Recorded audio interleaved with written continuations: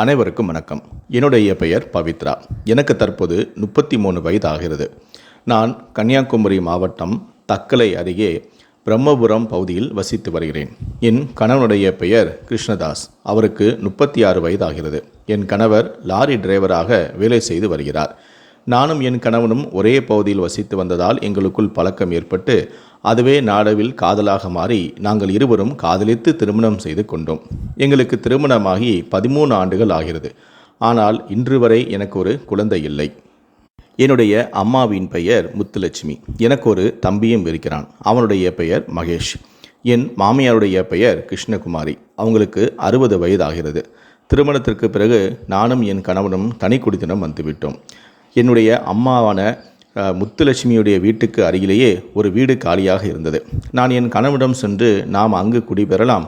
நீங்கள் lorry driver வேலை செய்வதால் அடிக்கடி வெளியூருக்கு செல்வீர்கள். என் அம்மாவுடைய வீட்டுக்கு பக்கத்திலேயே குடியிருந்தால் எனக்கும் பாதுகாப்பாகவும் உதவியாக இருக்கும் எனவும் சொன்னேன். அதற்கு என் கணவனும் சம்மதம் தெரிவித்தார். அதன் பிறகு என் அம்மாவான முத்துலட்சுமியின் வீட்டுக்கு அருகிலேயே நாங்களும் வாடகைக்கு குடி வந்தோம்.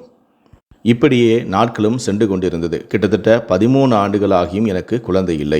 எனக்கு குழந்தை இல்லாததால் என் கணவனுக்கு கடுமையான மன உளைச்சலும் ஏற்பட்டது. என் கணவனுக்கு ஏற்கனவே மது குடிக்கும் பழக்கமும் இருந்தது. ஆனால் தற்போது எனக்கு குழந்தை இல்லாத ஏக்கத்தின் காரணமாக அவர் தினமும் அதிகமாகவே மது குடிக்கும் பழக்கத்திற்கு அடிமையானார். தினமும் இரவு மது அருந்திவிட்டு தான் வீட்டுக்கு வருவதையே வழக்கமாக கொண்டிருந்தார். இதனால் என்னுடைய வாழ்க்கையே போய்விட்டது. அவர் தினமும் மது அருந்திவிட்டு வந்து வீட்டில் அப்படியே தூங்கியும் விடுவார்.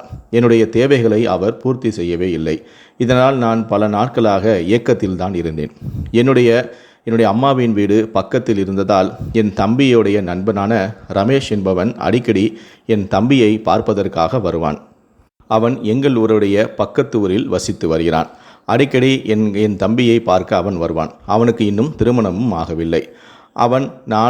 அவனின் நண்பனுடைய அக்கா என்ற முறையில் என்னுடனும் அவன் பேசுவான். இப்படியே நாட்களும் சென்று கொண்டிருந்தது. நானும் அவனுடன் அடிக்கடி பேசி பழகியும் வந்தேன். ஒரு நாள் என் தம்பியை பார்க்க அவன் வரும்போது என் தம்பி வீட்டில் இல்லை. அப்போது நான் அவனிடம் உன்னுடைய செல்போன் நம்பர் கிடைக்குமா எனவும் கேட்டேன். அவனும் அவனுடைய நம்பரை கொடுத்தான். அதன் பிறகு நானும் அவனும் இரவில் பேச ஆரம்பித்தோம். அடிக்கடி இப்படியே பேசிக்கொண்டே இருந்தோம். ஒரு கட்டத்தில் இதுவே எங்களுக்குள் தகாத உறவாக மாறியது. அதன் பிறகு என் கணவனிடம் கிடைக்காத அந்த சுகத்தை ரமேஷிடம் பெற்றுக்கொள்ள நானும் முடிவு செய்தேன். அதன் பிறகு என் கணவன் வீட்டில் வேலைக்கு சென்ற பிறகு வீட்டில் நான் மட்டுமே தனிமையில் இருப்பேன். எனக்கு குழந்தைகளும் இல்லாததால் அது எனக்கு சாதகமாகவும் இருந்தது. அப்போதெல்லாம் ரமேஷை என்னுடைய வீட்டுக்கு அழைத்து அவனுடன் உல்லாசமாக இருக்கவும் ஆரம்பித்தேன். ஒரு நாள் எதேச்சியாக நானும் ரமேஷும் வீட்டில் உல்லாசமாக இருக்க என்னுடைய அம்மா வந்து விட்டார். என் அம்மா நானும் ரமேஷும் தனிமையில் இருப்பதை பார்த்து அதிர்ச்சி அடைந்தார்.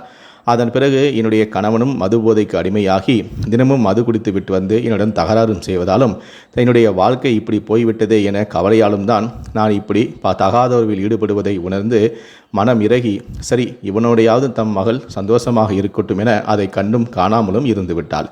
இது எனக்கு மேலும் சாதகமாக அமைந்தது. இதனால் நானும் ரமேஷும் ரொம்ப நெருக்கமாகிவிட்டோம். தினமும் உல்லாசமாக இருக்கவும் ஆரம்பித்தோம். நான் ரமேஷுடன் தகாத உறவு வைத்து கொண்டிருப்பது என் கணவனுக்கு தெரியாது. காரணம், என் கணவன் வீட்டில் இருக்கும் போதெல்லாம் நான் செல்போனையே பயன்படுத்துவதே இல்லை. செல்போன் பயன்படுத்தினால் நான் யாருடன் பேசுகிறேன், எதற்காக பேசுகிறேன் என என் கணவனுக்கு சந்தேகம் வந்துவிடும். அதனால் என் கணவன் வீட்டில் இருக்கும்போது நான் செல்போனை பயன்படுத்துவதில்லை. அவருக்கு என் மீது சந்தேகம் வரக்கூடாது என்பது போல நான் சரியாக நடந்தும் கொண்டேன். இப்படியே எங்களுடைய தகாத உறவும் தொடர்ந்தது. வழக்கம் போல ஒரு நாள் என் கணவன் வேலைக்கு செல்வதாக கூறிவிட்டு சென்றார். அப்போது நான் ரமேஷை உல்லாசமாக இருக்க அழைத்தேன். அவனும் என்னுடைய வீட்டுக்கு வந்துவிட்டான். நானும் அவனும் அறையில் உல்லாசமாக இருந்து கொண்டிருந்தோம். அப்போது வேலைக்கு சென்ற என் கணவன் திடீரென எதிர்பாராத விதமாக திடீரென வீட்டுக்கு வர அறையில் நானும் ரமேஷும் அரைகுறை ஆடையுடன் இருந்தோம். இதை பார்த்து என் கணவன் அதிர்ச்சியடைந்தார். அவர் என்னையும் ரமேஷையும் கண்டிக்கவும் செய்தார். என் கணவன் வீட்டுக்கு வரதும் ரமேஷ் அவனை பார்த்ததும் பயந்து அவனுடைய ட்ரெஸ்ஸை மலமலன மாற்றி கொண்டு அங்கிருந்து ஓடிவிட்டான். இதை பார்த்த அதிர்ச்சியில் என் கணவன் என்னிடம் சண்டையும் இட்டார். எனக்கும் அவன் கணவனுக்கும் வாக்குவாதம் ஏற்பட எங்களுடைய சத்தத்தை கேட்டு அருகில் இருந்த என் அம்மா வீட்டுக்கு வர நடந்த விஷயத்தை புரிந்து கொண்டார். நானும் ரமேஷும் தனிமையில் இருந்ததை என் கணவன் பார்த்து விட்டார் என்பதை உணர்ந்து என் அம்மா எனக்கு சப்போர்ட்டாக பேச ஆரம்பித்தார். எதற்கு இப்படி கத்தி கூச்சல் போட்டு இருக்கீங்க, இப்போ என்ன நடந்துச்சு என்று கேட்டார். உங்கள் உங்களுடைய உங்கள் மகனுடைய நண்பனுடன் தகாத உறவில் இருப்பதாக என் கணவன் அவரிடம் சொல்ல, அப்போதுதான் என் அம்மாவே தெரியாதது போல அதிர்ச்சி ஆகுது போல் நடித்தாள். அதன் பிறகு என் அம்மாவோ, நீங்கள் தினமும் குடிச்சிட்டு வந்து தகராறு செஞ்சால் என் மக என்ன செய்வா, அதனால தான் என்னுடைய மக இப்படி ஒரு விஷயத்தை செஞ்சிட்டா, அதுக்கு காரணமே நீங்கள் தான் அப்படிங்கிற மாதிரி என்னுடைய கணவனிடம் என் அம்மாவும் சண்டையிட ஆரம்பித்தார். அப்போதான் என் கணவனுக்கு தெரிந்தது, நீங்கள் 2 பேரும் கூட்டுக்கல்லையா, உங்கள் 2 பேருக்கும் தெரிஞ்சுதான் இந்த மாதிரி விஷயங்கள்லாம் நீங்கள் ஈடுபடுறீங்களா அப்படின்னு சொல்லி மனம் நொந்து என் கணவன் அப்போது வீட்டை விட்டு கிளம்பி விட்டார். அதன் பிறகு வழக்கத்தை விட அதிகமாக குடித்து விட்டு வந்து என்னிடம் தகராறையும் என்னை அடிக்கவும் செய்தார்.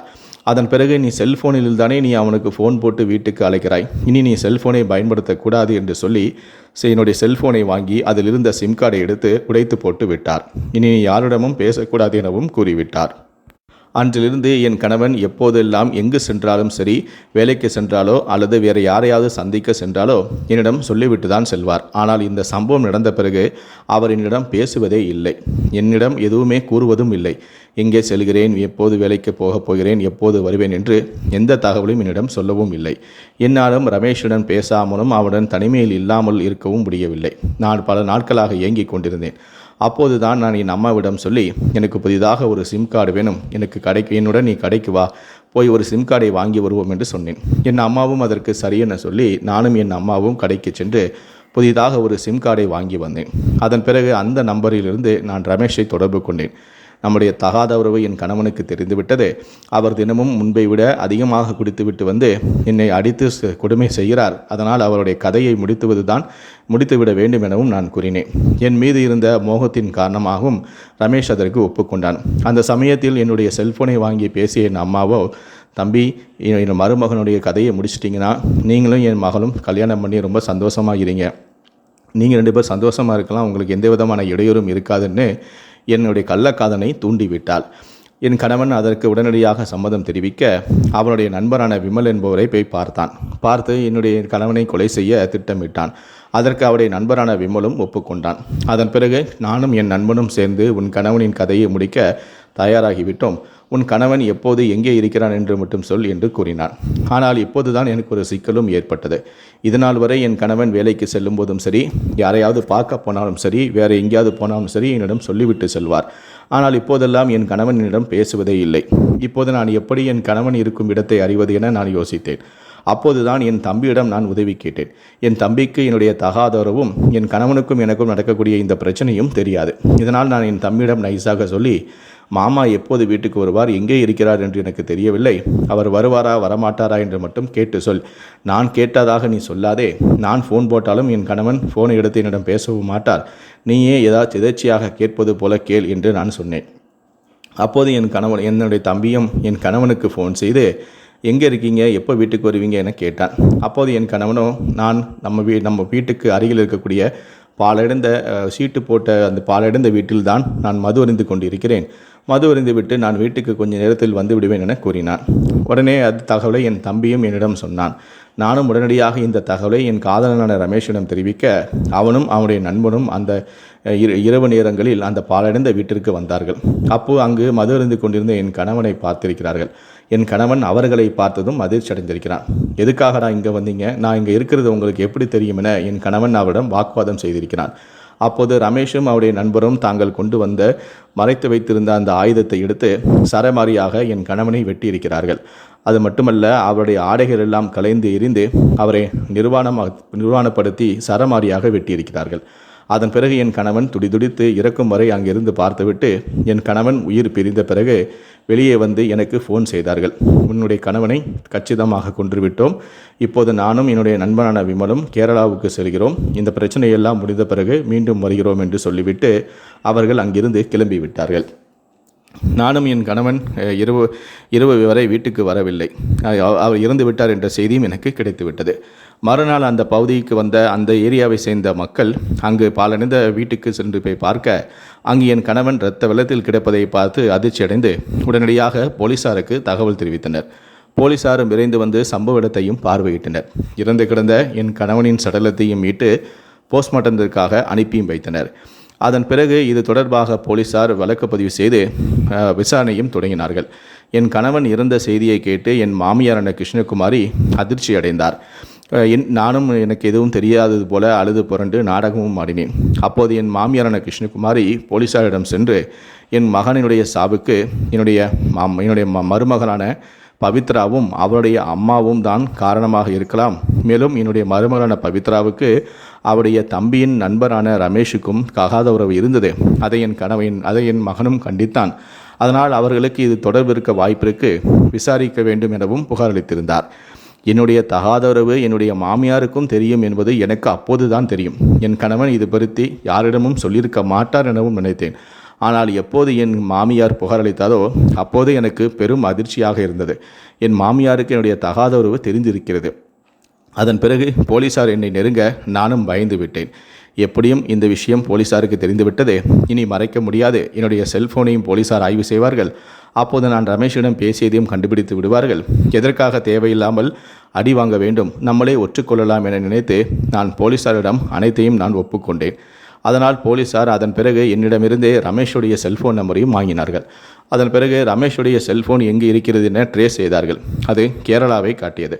உடனடியாக சில போலீசார்கள் கேரளாவுக்கு கிளம்பி சென்று அங்கு தலைமறைவாக இருந்த ரமேஷையும் அவருடைய நண்பரையும் அதிரடியாக கைதும் செய்தார்கள்.